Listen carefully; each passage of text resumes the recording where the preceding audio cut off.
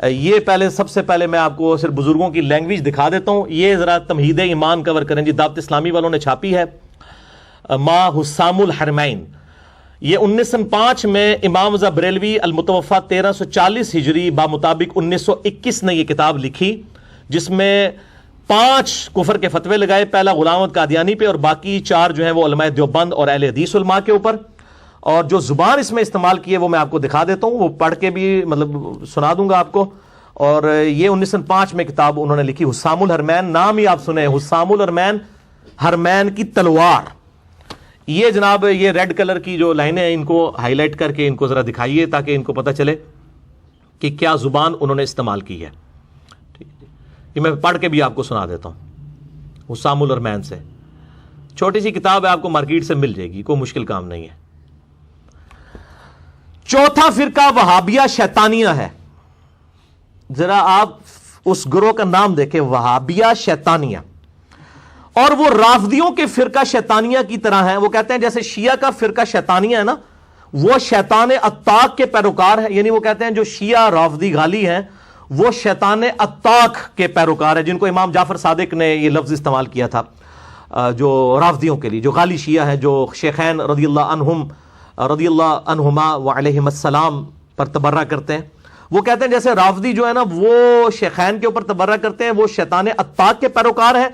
اور یہ جو وہابیہ شیطانیہ ہیں یہ شیطان آفاق ابلیس لعین کے پیروکار ہیں. یہ اخلاقیات ہیں, میں آپ کو صرف بتا رہا ہوں, یہ آپ خود دیکھ لیں یہ اخلاقی زبان ہے یا غیر اخلاقی, آپ نے خود فیصلہ کرنا ہے, میں اس پہ کوئی کومنٹس نہیں کروں گا. وہ کہتے ہیں یہ شیطان آفاق یعنی وہ بڑا شیطان جو ہے نا ابلیس, اس کے پیروکار ہیں. کون؟ دیوبند اور اہل حدیث. اور یہ بھی اسی تکذیب خدا کرنے والے گنگوئی کے دم چھلے ہیں. وہ کہتے ہیں رشید احمد گنگوئی کے یہ دم چھلے ہیں کہ اس نے اپنی کتاب براہین قاطع میں تصریح کی ہے. وہ کہتے ہیں ان کی کتاب کے اوپر جو انہوں نے گرفت کی وہ ٹھیک ہے, وہ ہمیں بھی اختلاف ہے, وہ ہم تو کفری عبارتوں پہ میرا مسئلہ 71B ریکارڈڈ موجود ہے.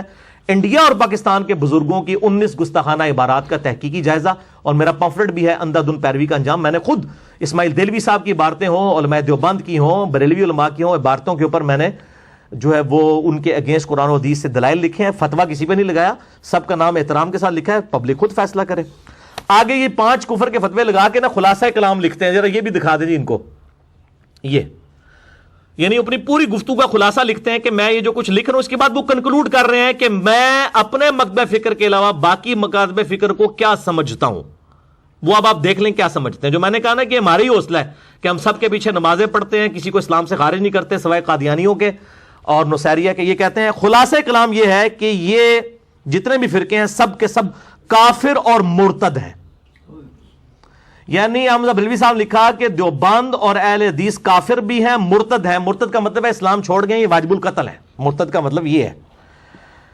اور یہ اجماع امت ہے کہ یہ اسلام سے خارج ہیں. وہ اجماع امت سے مراد ان کے اپنے مکتب فکر کا اجماع ہے, یہ آپ دیکھ لیں. اور بے شک بزازیہ اور فتاوی خیریہ اور مجموع الانہر اور در مختار وغیرہ کتابوں میں جو ہے وہ ایسے کافروں کے حق میں فرمایا گیا جو ان کے کفر اور عذاب میں شک کرے وہ خود بھی کافر. یعنی ہم جتنے یہاں بیٹھے ہوئے ہیں سب کے سب کافر, کیونکہ ہم تو کسی کی تکفیر نہیں کرتے. اور شفا شریف میں ہے کہ ہم اسے کافر کہتے ہیں جو ایسے کو کافر نہ کہے جس نے ملت اسلام کے سوا کسی ملت کا اعتقاد کیا یا ان کے بارے میں توقف کرے یا شک لائے. وہ ملت سے باہر نکال دیے جناب. تو یہ میں نے آپ کو دکھا دیا. اب یہ 1905 میں کتاب لکھی گئی. اس کے جواب میں خلیل احمد سہارنپوری, شیخ ذکریہ صاحب جنہوں نے فضائل اعمال لکھی, ان کے پیر و مرشد نے کتاب لکھی المہند علی المفند 1906 میں. وہ تھا ہند کی, وہ حرمین کی تلوار, یہ ہے ہند کی تلوار علی المفند, سٹھیائے ہوئے بابے کے سر پہ. سٹھیا ہوا بابا کسے کہا؟ احمد بریلوی صاحب کو. ٹھیک ہے, المہند علی المفند, ہند کی تلوار سٹھیائے ہوئے بابے پر, جس نے حسام الحرمین لکھی ہے. اس میں ماشاءاللہ دیکھیں انہوں نے پھر جو زبان استعمال کی ہے وہ ماشاءاللہ دیکھیں آپ. یہ ذرا دکھائیے جی ان کو. پہلے اور 26 سوالات عربی میں ہوئے ان سے. یہ پہلے تو یہ کتاب کا ٹائٹل دکھائیں جی ان کو. یہ آپ کو مارکیٹ سے عام مل جائے گی, المہند علی المفند. یہ ٹیکسٹ بک ہے دیوبند مکتب فکر کی. 26 سوالات عربی میں. اس وقت کے صوفی عرب علماء نے ان سے پوچھے کہ بھئی احمد بریلوی صاحب نے تو ہمیں, انہوں نے تو احمد بریلوی صاحب کو مجدد ڈکلیئر کر دیا تھا. یہ 1925 سے پہلے کے بعد ہے, جب اہل حدیثوں کے آنے سے پہلے کی. تو انہوں نے کہا کہ آپ لوگ تو بڑے گمراہ ہوئے, ہمیں تو احمد بریلوی صاحب نے بتایا ہے. تو پھر 26 سوال عربی میں کیے کہ تم تو وہابی ہو. انہوں نے کہا نہیں ایسی کوئی وہابی نہیں, وہابی ہوں تو مسلمان ہی نہیں سمجھتے.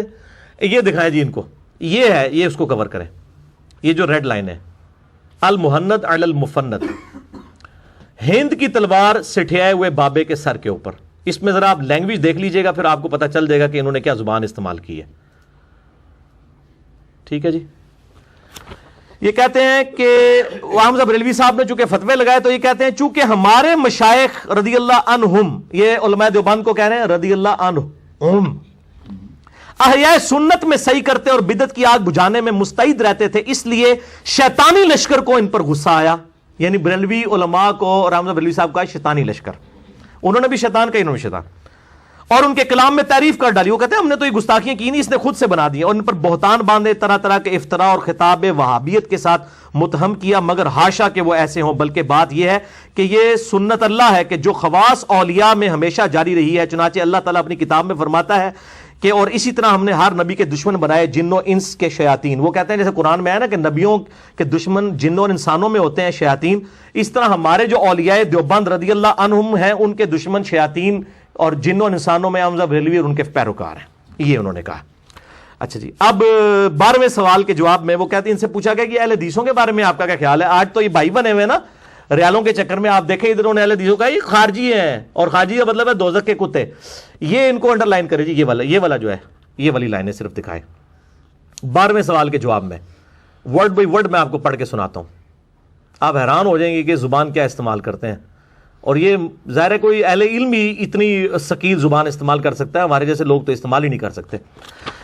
یہ کہتے ہیں کہ ہمارے نزدیک اہل حدیث یعنی جو جن کے بارے میں سوال ہوا ہے ان کا وہی حکم ہے جو صاحب در مختار نے لکھا ہے کہ خوارج کی ایک جماعت ہے شوکت والی جنہوں نے امام پر چڑھائی کی تعویل سے کہ امام کو باطل یعنی کفر یا ایسی معصیت کا مرتکب سمجھتے تھے جو قتال کو واجب کرتی ہے. اس تعویل سے یہ لوگ ہماری جان و مال کو حلال سمجھتے اور ہماری عورتوں کو قیدی بناتے. آگے فرماتے ہیں ان کا حکم باغیوں کا ہے, اور پھر یہ بھی فرمایا کہ ہم ان کی تکفیر صرف اس لیے نہیں کرتے کہ یہ فعل تعویل کی وجہ سے ہوا. اگرچہ علامہ شامی نے حاشیے میں فرمایا ہے, یعنی رد المختار کے اندر, در مختار کے حاشیے میں فتاوی شامی میں, جیسا کہ ہمارے زمانے میں عبد الوہاب کے تابعین سے سرزد ہوا کہ نجد سے نکل کر حرمین شریف پر غالب آگے اپنے آپ کو حنبلی مذہب سے بتاتے ہیں, مگر ان کا عقیدہ یہ ہے کہ بس وہی مسلمان ہے جو ان کے عقیدے کے خلاف وہ مشرک ہے, اور اسی بنا پر انہوں نے اہل سنت اور علماء اہل سنت کا قتل مباح سمجھا, یہاں تک کہ اللہ نے ان کی شوکت توڑ دی. اس کے بعد میں کہتا ہوں ان شوکت دوبارہ آ گئی جناب, تسی فوت ہو چکے ہو 1955 دوبارہ وہ آگے جائے. اچھا جی, ہوں تک بھی ہوئی نے. اور اس کا تابع کوئی شخص بھی ہمارے کسی سلسلہ مشائخ میں نہیں, نہ تفسیر و فقہ حدیث کے علمی سلسلہ میں, نہ تصوف میں. وہ کہتے ہیں ہم کسی وہابی کو اپنے کوئی بزرگ نہیں مانتے ہیں. یہ انہوں نے کہا. اب احسان اللہ ظہیر صاحب, یہ تو دیوبند کی تھی, یہ جناب احسان اللہ ظہیر صاحب جو ہیں یہ انہوں نے البریلویہ کتاب لکھی, اہل حدیث کے بہت بڑے عالم دین, فوت ہو چکے ہیں, اور یہ اردو میں اس کا ترجمہ ہوا 1988 کے اندر. یہ البریلویہ کتاب, اس کے اندر تو خیر اس کے اوپر تو 1 گھنٹہ لادہ سے بولا جا سکتا ہے. جو زبان انہوں نے استعمال کیا مطلب بریلوی صاحب کے بارے میں, صرف میں آپ کو ذاتیات والی بات بتاتا ہوں کہ یہ اب ان دونوں پیجز کو اکٹھے ہی آپ کور کر دیں تاکہ ٹائم بچ جائے, کہ انہوں نے کس طرح ذاتی حملے کی ہیں, یعنی علمی دلائل کو بالے طاق رکھتے ہوئے بالکل ذاتیات کے اوپر بات کی ہے. یہ تو آپ خود پڑھ کے بھی دیکھ سکتے ہیں, اس کا آپ مقدمہ ہی پڑھ دیں تو آپ کو پوری انٹینسٹی فیل ہو جائے گی جی. ٹھیک ہے جی. یہ لکھتے ہیں کہ جناب احمد رضا بریلوی کا رنگ نہایت سیاہ تھا, ان کے مخالفین انہیں اکثر چہرے کی سیاہی کا تانا دیا کرتے تھے. یہ دیکھ لیں, یہ اسی طریقے سے ہے کہ آپ کوئی یعنی حضرت بلال حبشی رضی اللہ تعالیٰ عنہ کے بارے میں یہ لکھنا شروع کر دیں. ان کے خلاف لکھی جانے والی ایک کتاب کا نام ہی التین اللازب علی الاسود الکاذب. وہ کہتے ہیں ان کے خلاف ایک کتاب لکھی گئی ہے کہ چپکی ہوئی مٹی کالے چہرے والے کے منہ پر. وہ کہتے ہیں یہ چیز بتا رہی ہے کہ حمزہ بریلوی صاحب کتنے کالے تھے, اور انہوں نے اپنا چہرہ خود بنایا سی, اللہ نے بنایا سی. پھر لکھتے ہیں کہ جناب احمد رضا نحیف و نزار تھے, درد گردہ اور دوسری کمزور کر دینے والی بیماریوں میں مبتلا تھے, کمر کی درد کا شکار رہتے تھے. اس طرح یہ علمی باتیں ہو رہی ہیں جناب, علمی باتیں. اسی طرح سر درد اور بخار کی شکایت بھی عموماً رہتی تھی. ان کی دائیں آنکھ میں نقص تھا, اس میں تکلیف رہتی تھی اور وہ پانی اتر آنے سے بے نور ہوگی. طویل مدت تک اس کا علاج کراتے رہے مگر وہ ٹھیک نہ ہو سکی. ایک مرتبہ ان کے سامنے کھانا رکھا گیا, انہوں نے سالن کھا لیا مگر چپاتیوں کو ہاتھ تک نہ لگایا. ان کی بیوی نے کہا کیا بات ہے, تو انہوں نے جواب دیا مجھے تو روٹیاں نظر ہی نہیں, حالانکہ وہ سالن کے ساتھ ہی رکھی ہوئی تھی. یہ علمی باتیں ہو رہی ہیں جی, علم کی دنیا ہے یہ, آپ دیکھ لیں. جناب بریلوی نسیان میں بھی مبتلا تھے، ان کی یاداشت کمزور تھی، ایک دفعہ اینک اونچی کر کے ماتھے پر رکھ لی، گفتگو کے بعد تلاش کرنے لگے، اینک نہ ملی اور بھول گئے کہ اینک ان کے ماتھے پر ہے، کافی دیر پریشان رہے، اچانک ان کا ہاتھ ماتھے پر لگا تو اینک ناک پر آ کر رک گئی، تب پتہ چلا اینک تو ماتھے پر تھی۔ یہ علمی باتیں ہو رہی ہیں، آپ ذرا دیکھ لیجئے کہ یہ مطلب ہماری یعنی علماء کی اپروچ ہے۔ اچھا، یہ آپ نے بریلویت کتاب میں یعنی پہلا حوالہ دیکھا، اس کے بعد سیدہ عائشہ کے حوالے سے ان پہ جھوٹ باندھا گیا کہ انہوں نے کوئی ان کی گستاخی میں اشعار لکھے، حالانکہ وہ ہدایت بخشش میں موجود ہی نہیں ہے، اور ایک پرنٹنگ میں کسی نے ویسے شامل کیے تھے، بعد میں اعلان برات آیا کہ بھی سیدہ عائشہ کے بارے میں انہوں نے یہ بات نہیں کی، بلکہ مصطفیٰ جان رحمت پہ لاکھوں سلام میں تو امہات المومنین کی شان میں اشعار موجود ہے۔ اس کے بعد یہ ذرا دیکھیں، یہ والا پیج صرف کور کریں جی، یہ والا بالکل سراسر جھوٹ لکھا، اور یہ کہا کہ امام رضا بریلوی صاحب جو ہیں یہ چھپے ہوئے رافضی تھے۔ آپ تمہید ایمان میں اور جو کتاب حسام الارمین میں پڑھ چکے کہ انہوں نے تو اہل حدیث دیوبند کو یہ تانا دیا ہے کہ تم لوگ رافضی ہو، وہ رافضی ہونے کو خود کہاں صحیح سمجھتے تھے۔ احکام شریعت میں امام رضا بریلوی صاحب سے پوچھا گیا کہ نبی علیہ السلام کے بعد امت میں سب سے افضل کون ہے، تو انہوں نے کہا سیدنا ابوبکر صدیق رضی اللہ تعالیٰ عنہ۔ بلکہ میں اب اس ٹاپک میں نہیں جانا چاہتا کہ کئی معاملات میں انہوں نے تو امیر شام حضرت معاویہ ابن ابی سفیان رضی اللہ تعالیٰ عنہ کا بھی ضرورت سے زیادہ دفاع کیا ہے امام رضا بریلوی صاحب نے۔ تو یہ کون سا رافضی ہے جو حضرت امیر معاویہ کا دفاع کرتا ہے اور ضرورت سے زیادہ، اور اس میں جھوٹی روایتوں کا بھی سہارا لیا گیا۔ پھر ان کے آگے جو پوتا شاگرد تھے مفتی احمد جہاں نعیمی صاحب، انہوں نے تو پھر پوری کتاب بھی لکھ دی۔ تو جھوٹا الزام ہے، یہ لکھتے ہیں کہ امام رضا بریلوی صاحب نے مسلمانوں میں شیعہ مذہب سے ماخوذ عقائد کی نشر و اشاعت میں بھرپور کردار ادا کیا۔ کوئی ظاہری شیعہ اپنے اس مقصد میں اتنا کامیاب نہ ہوا جتنا کامیابی امام رضا بریلوی صاحب کو ملی۔ اس سلسلہ میں تقیہ کے لبادے میں حاصل ہوئی۔ انہوں نے اپنے تشیع پر پردہ ڈالنے کے لیے چند ایسے رسالے بھی تحریر کیے جن میں بظاہر شیعہ مذہب کی مخالفت اور اہل سنت کی تائید پائی جاتی ہے۔ شیعہ تقیہ کا یہی مفہوم ہے جس کا تقاضا انہوں نے کما حقہ ادا کیا۔ استغفر اللہ توب علی۔ انہوں نے رد الرافضہ جو کتاب لکھی ہے اس میں اہل تشیع کے اوپر کفر کے فتوے لگائے ہوئے ہیں، خلاف نہیں لکھی، کفر کے فتوے لگائے ہوئے ہیں۔ اتنا وہ غلو کرنے والے تھے شیعہ کے مسئلے میں، اور انہوں نے پکڑے ان کو کھاتے میں ڈال دیا۔ یعنی اسی وجہ سے تو پھر یہ مناظرے آلتے ہیں نا۔ شوکت سیالوی صاحب کا 2004 میں مناظرہ ہوا طالب الرحمان شاہ صاحب کے ساتھ، وہ تو ایک حالیہ مناظرہ ہے نا 2009-10 کے اندر جو مفتی حنیف قریشی صاحب کے ساتھ ہوا، اس میں تو جو کچھ ہوا ان کے ساتھ ہوا۔ اس سے بھی 5-6 سال پہلے 2004 میں شوکت سیالوی صاحب جو سید اسد صاحب کے شاگرد ہیں، انہوں نے طالب الرحمان شاہ صاحب کو بالکل کلین بولڈ کیا مناظرے کے اندر۔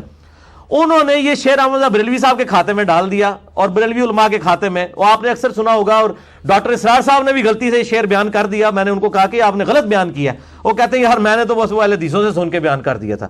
یہ جھوٹ لکھا ہے اس کتاب میں، بریلویہ کتاب ہی کئی جھوٹوں پر مشتمل ہے۔ یہ آپ ذرا دیکھیں، ذرا ان کو جھوٹ دکھائیں انہوں نے شعر، یعنی یہ کفریہ شعر احمد رضا بریلوی صاحب اور ان کے فالوورز کی طرف منسوب کیا ہے انہوں نے۔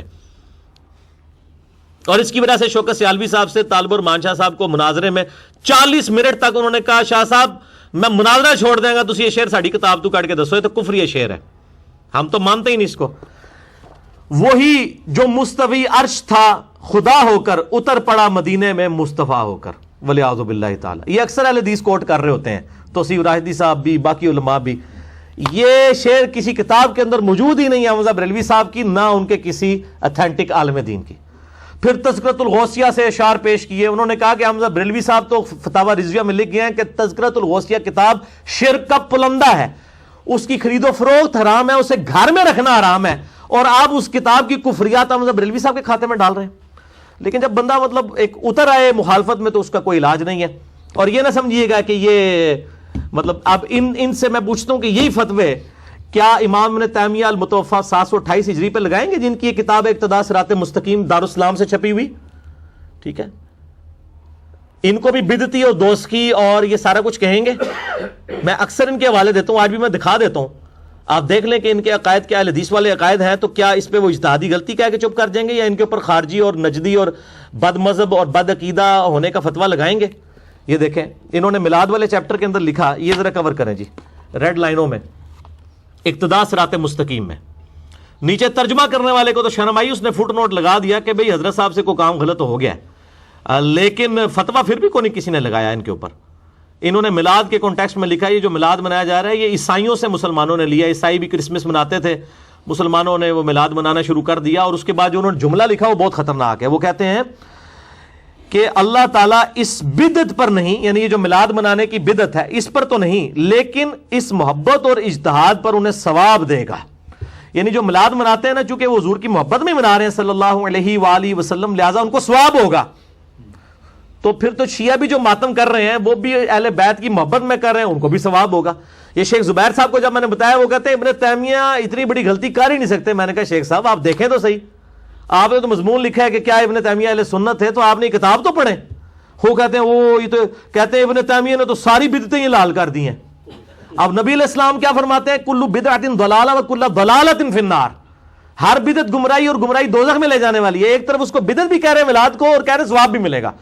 تو اب میں نہیں کہتا اس کے اوپر کفر کا فتویٰ لگتا ہے، یعنی کہ یہ خود علماء خود فیصلہ کریں. علماء سے پوچھ کے ہم تو چلتے ہیں. میری شیخ زبیر صاحب کے ساتھ فون کال ریکارڈڈ ہے ابن تیمیہ کے مسئلے کے اوپر ہی، 40 منٹ کی، یوٹیوب پہ آپ دیکھ سکتے ہیں.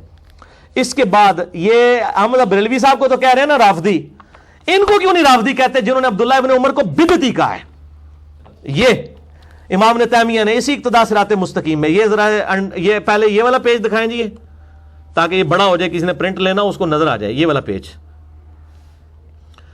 یعنی عبداللہ ابن عمر رضی اللہ تعالیٰ عنہ سفر حج میں بخاری میں 10 حدیثیں ہیں کہ جن جن جگہوں پہ آپ صلی اللہ علیہ وآلہ وسلم نے سواری باندھتے تھے، جہاں آپ نے رک اتر کے نماز پڑھی انہی جگہوں پر نماز پڑھتے تھے. بلکہ مسند احمد میں یہاں تک آتا ہے کہ ان جگہوں پر پیشاب بھی کرتے تھے جہاں پہ نبی علیہ السلام نے اپنے سفر حج میں پیشاب کیا تھا، وہ جگہوں کو تلاش کر کے.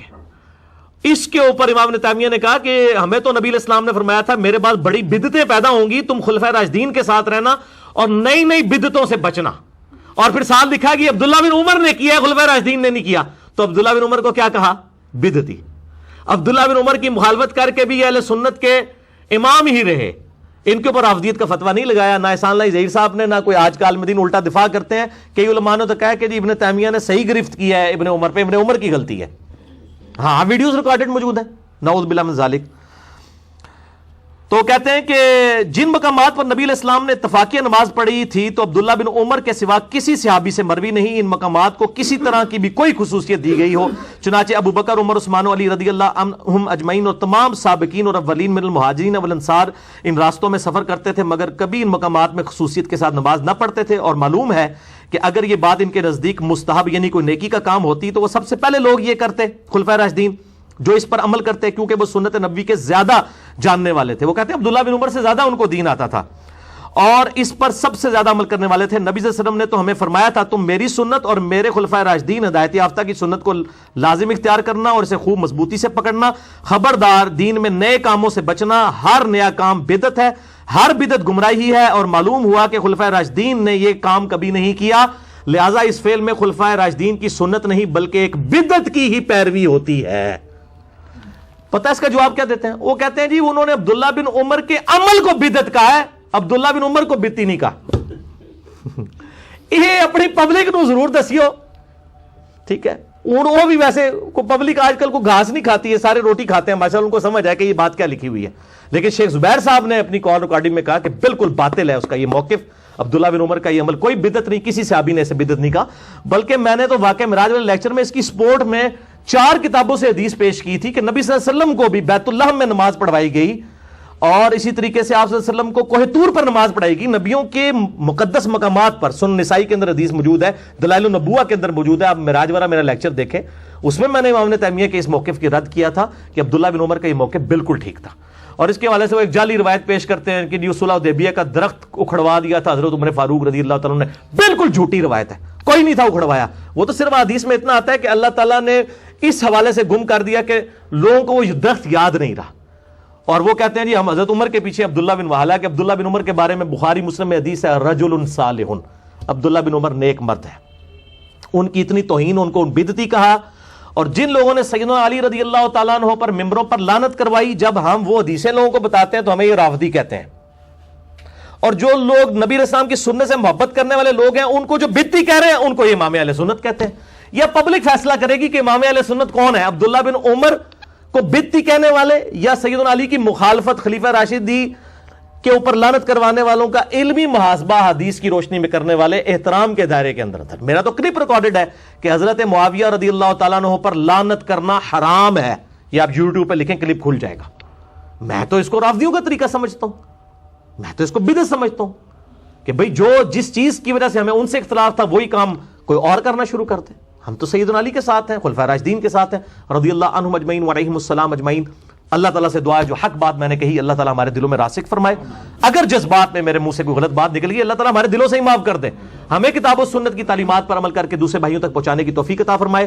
سبحانک اللہم و بحمدک اشہد ان لا الہ الا انت استغفرک و اتوب الیک وما علینا الا البلاغ المبین. جزاکم اللہ خیرا.